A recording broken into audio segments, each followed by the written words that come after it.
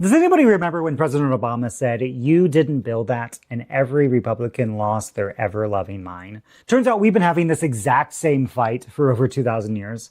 I'm reading Dominion by Tom Holland, and he's talking about ancient history, and the Greeks were arguing about whether your life was controlled by your own choices or by forces way bigger than you, which should sound familiar. If you're anything like me, I blame myself for everything. My anxiety, my church's financial struggles, even weather on vacation days. And I realize I have been raised in a culture that worships individual responsibility. Bootstrap theology, Dave Ramsey Christianity.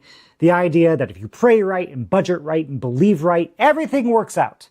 And if it doesn't, well, that must mean that I have screwed up somewhere.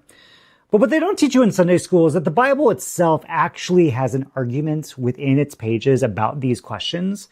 You've got Deuteronomy, which says, do good, get blessed. It's very neat. It's very tidy. And then the book of Job shows up, a very late composition in the Bible. And Job is like, actually, sometimes terrible things happen to good people, and God might just be chaotic. The book of Job is basically a 42-chapter middle finger to prosperity Deuteronomy theology.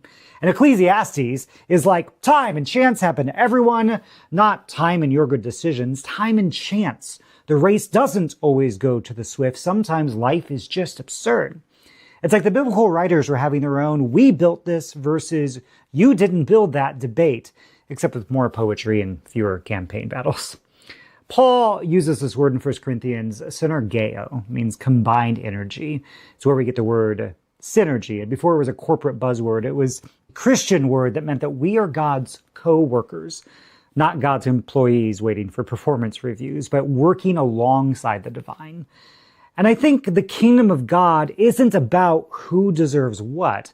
I think it's about cooperation, divine love, and human agency spiraling slowly towards justice.